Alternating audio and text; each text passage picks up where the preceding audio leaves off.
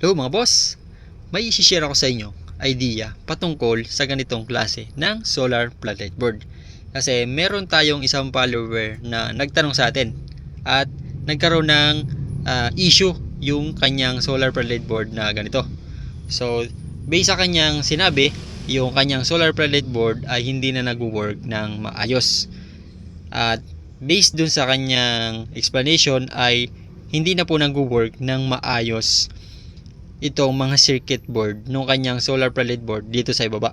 So ibig sabihin itong mga piyesa na to sa baba ay hindi na po nagwo-work ng maayos at dahil doon hindi na niya mapagana itong mga LED.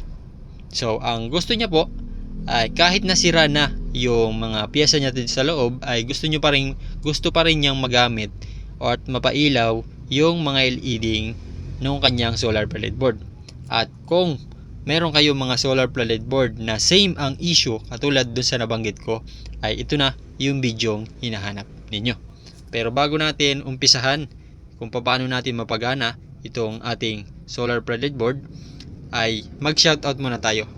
So shoutout muna kay Sir Ernel Benoman from Puerto Princesa City, Palawan. So, isa po siyang solid follower natin at lagi nanonood ng ating mga video. So, shoutout po sa inyo sir at keep safe po palagi. So, salamat po sa inyong panonood at bumalik na tayo sa ating topic. So, paano nga ba natin mapapailaw itong mga solar floodlight board or solar LED na to kahit nasira na yung mga circuit board niya sa baba? So, ang unang step natin mga boss ay kailangan nating hanapin kung aling side dito sa ating LED yung positive at negative. So, ibig sabihin gagamit tayo ng multimeter. So, unang step natin, kumuha tayo ng multimeter at iset lamang natin sa continuity or sa diode. So, yan, sinet na natin at testingin natin. Ayun, nag-bust siya. So, unang step natin mga boss, hanapin natin dun or kumuha tayo ng isang LED at itest natin yung kanyang mga terminal. So ang purpose nito mga boss ay para mahanap natin or ma-allocate natin kung aling side dun sa LED yung positive at negative. So testerin natin yung dalawang dulo. So yun, walang reading ano. So kapag walang reading mga boss, baliktarin naman natin yung ating test probe. At ayun mga boss, kung mapapansin nyo, may reading yung ating multimeter at yung ating LED ay umilaw. So, ang ibig sabihin po nun, kung saan nakalagay yung positive prob at yung negative prob, ay yun na po ang susundin nating polarity. Ibig sabihin, dito sa left side nakalagay yung ating positive prob, dito na po yung positive. Then, sa right side naman, yung ating negative prob, ay doon naman po yung negative side nung ating LED. So, ngayon, alam na natin kung aling side yung positive at yung negative dito sa ating LED. So, ang next step naman natin mga boss, dito sa ating positive side, hahanapin natin kung saan siya merong connected dito sa ibaba. Kasi kapag naglagay tayo ng wire dito or kung dito tayo maglalagay ng wire, ay mahihirapan po tayo kasi napakaliit po ng terminal na yan. At worst case pa, kung hindi kayo magaling gumamit ng panghinang, ay pwede nyo pang masunog yung LED na yan kapag diyan kayo naghinang at naglagay ng wire. So yun, ang gagawin natin para dito, yung positive side, hahanap tayo ng connection dito sa ibaba. Hahanapin natin kung saan terminal siya or kung saan tayo pwedeng maghinang na connected yung positive side ng LED. So ang step naman natin ay ilagay lamang natin yung positive prob dun sa positive ng ilaw, tapos isa-isahin natin yung mga terminal na yan dito. Isa-isahin natin yan kung saan siya connected na dapat magbabas po siya. So una, mag-step, sundan natin yung or mag-umpisa tayo dito sa mismong sensor. Ayun, kung mapapansin nyo, nagka-reading pero hindi yan yung hinahanap natin. Ang hahanapin natin ay yung magbabas dapat siya. Ayan, wala.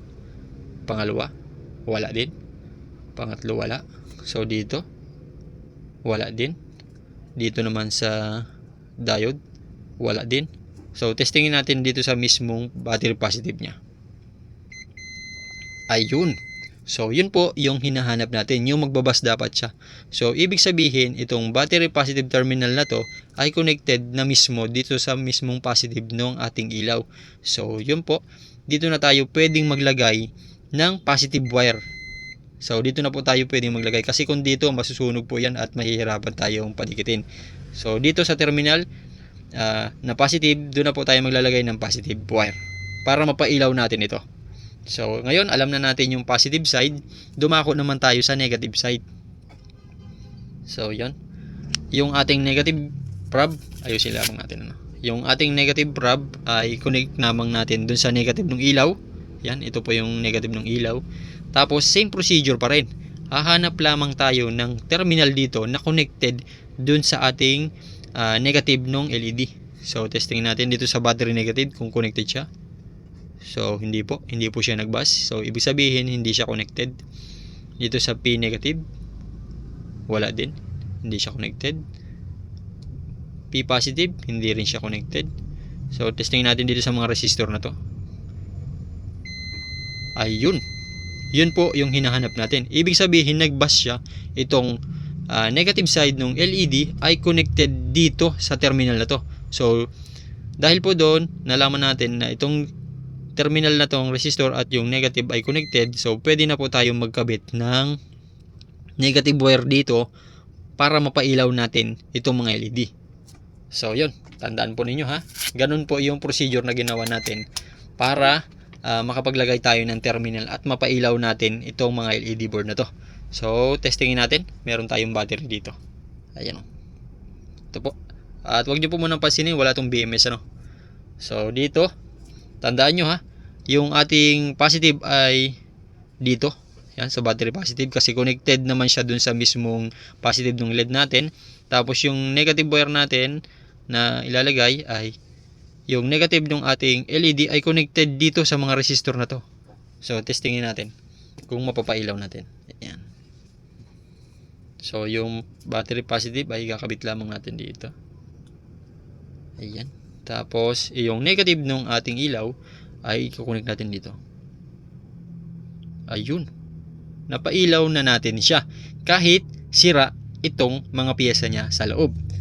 So, kung may mga sira kayo mga solar plate board na ilaw na lamang ang gumagana at gusto nyong paganahin, ay gawin nyo lamang po yung procedure na ginawa ko.